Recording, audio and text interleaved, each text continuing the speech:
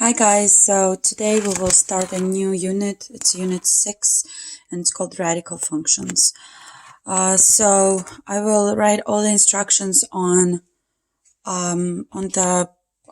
Google Classroom. So I'll try to explain the topic as fast as possible. I do know that you have a lot of assignments and you have to complete them for all these subjects. So let's start with the warm-up. We will be listing all the perfect squares, cubes, and fourths. What does it mean? It means that you have to raise numbers to the powers. Perfect squares means that we raise the numbers to the second power. Perfect cubes means that we raise our numbers to the third power, and then perfect fourth is we're raising our numbers to the fourth power. So let's list all our perfect squares. 1 squared is 1, 2 squared is 4, 3 squared is 9, 4 squared is 16, 5 squared is 25, 36, 49, 64, 81, and 100. Let's start at 10. Okay, so 10 squared is 100.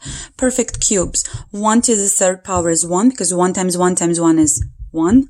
2 times 2 times 2 is 8. 3 times 3 times 3 is 27. 4 times 4 times 4 is 64. 5 to the third power is 125. 6 to the third power is 216. 7 to the third power is 343. 512. 729. And then we could continue, but we won't. Okay, so it continues forever. So perfect fourths. 1 to the fourth power. It doesn't matter how many times we're going to multiply 1 by itself. It's still going to give me 1. 2 to the fourth power is 16. 3 to the fourth power is 81. Let's check it real quick. 3 times 3 is 9. Times 3 is 27. Times 3 is 81. So we're in business. 4 times 4 is 16. 16 times 4 is 64. 64 times 4 is 256. So I'm not going to get into the details. I'm going to write them down. And then you can check if I'm correct. If I'm incorrect, please give me, message me. But I think I'm correct on this. So these are the numbers.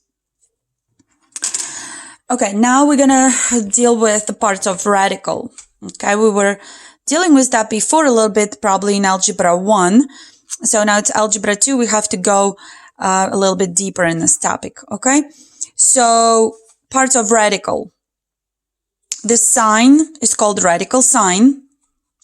The root sign is called radical sign. So I'm going to say radical sign. And then you have to do the same thing on your paper for full credit. The number inside of the radical sign is called radicand. Radicand. Okay? And this number on top here is called index. Okay? So it's called index. If you don't see the number right here, we don't see it when we take in a square root. So it means that it's 2, right? So for example, the square root of 16. We do know that it is 2 right here. Okay? And then we'll get into the... Okay, now we're gonna be dealing with this assignment right here, this part of the assignment. So first, I'm gonna